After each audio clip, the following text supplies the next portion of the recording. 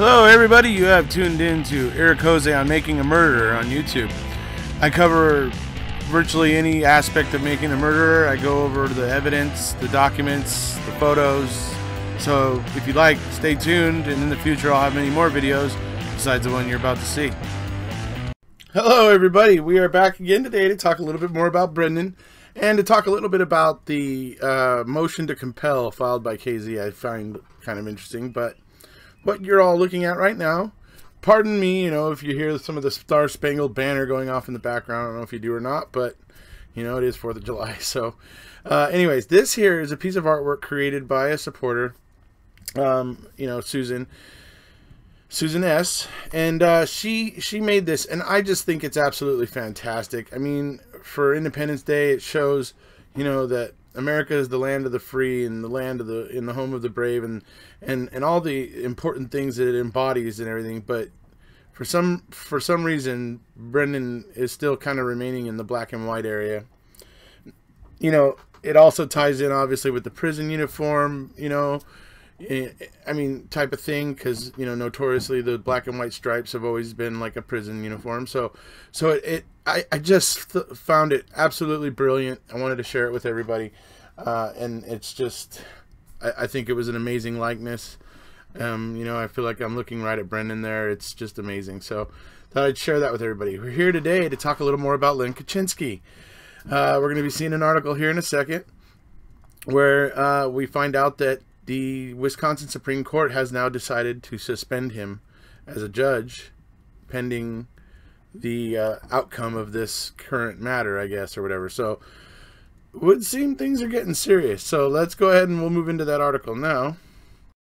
Madison, Wisconsin. The Wisconsin Supreme Court has suspended a municipal judge who was arrested on preliminary charges of violating a temporary restraining order and stalking. USA Today Network Wisconsin reports Leonard Kachinsky was booked into jail Monday, then released without charge.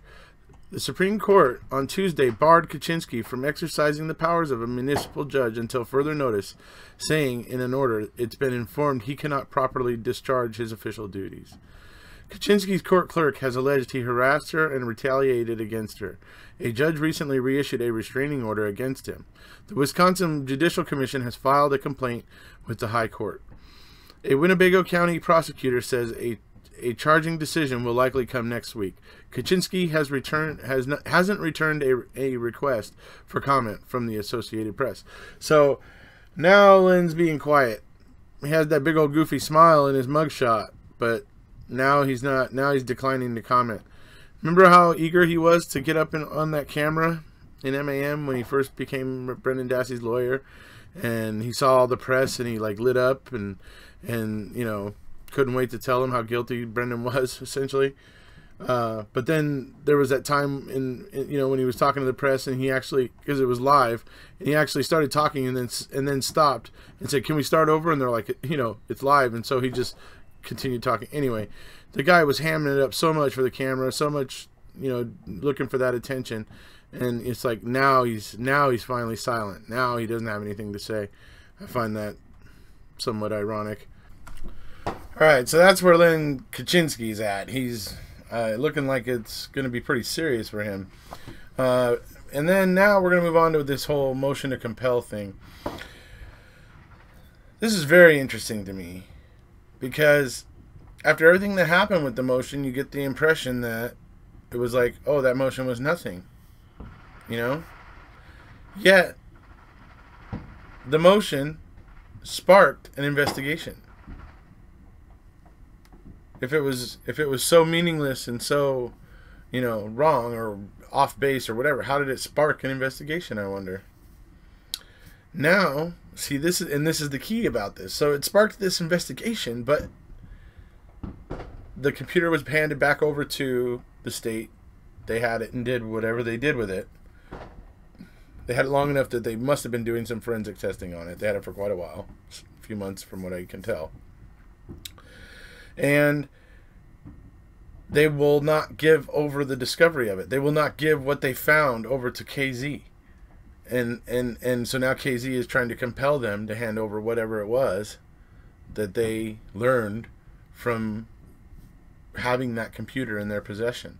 So it's interesting. So, I mean, I can't wait to see what's going to come of all this. So, you know, it's going to be interesting, I think, for sure. So, anyways, the first part of the motion I'm going to show you right now, where basically she says that there is this other information, or this new information, because they, you know, they basically started an investigation after you know, defense filed its motion for post-conviction relief, and so now she wants to see what they were looking at, what they saw, and if her experts can see anything in the data or whatever it is. So anyway, so I'm going to show you the first part of the motion now. Motion to compel production of recent examination of the Dassey computer. Boy, this computer just keeps coming back around, doesn't it?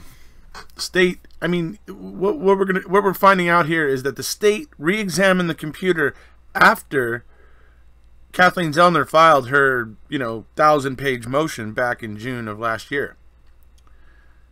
So that motion, filing that motion, prompted them to do further investigation, and yet the motion was dismissed, like, casually, without, I mean, honestly, when you read Judge Sug's opinion, you're honestly asking yourself if she really actually understood some of the things that were in there, because the way she writes about them gives the impression she didn't. So, but anyways, so this is apparently some investigation that happened after she filed her original motion in June of 2017. Now comes defendant Stephen Avery, Mr. Avery, by and through his attorneys Kathleen Zellner and Stephen Richards, and hereby respectfully moves this court to compel the state to produce their most recent forensic examination of the Dassey computer. In support of said motion, Mr. Avery states as follows. On August 30th of 2017, the state began conducting a new investigation of certain issues related to Teresa Halbach's murder raised in current post-conviction counsel's motion for post-conviction relief filed on June 7th of 2017. So, what we have here is she is requesting any and all investigation, you know, notes, paperwork, results, whatever it is, all of it. She's requesting it because that's what discovery is.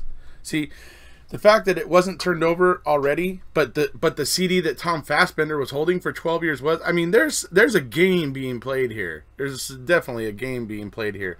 And I suppose if I was a lawyer, I might understand this game a little better, but there's definitely something very odd about this whole thing. And I mean, the state should know that they can't hold that back. So it just makes me wonder what they're playing at. So, but basically that's what we see now. Her motion prompted the state to do further investigation. So I find that to be very interesting. So it's going to be interesting to see to find what comes of all of that, basically.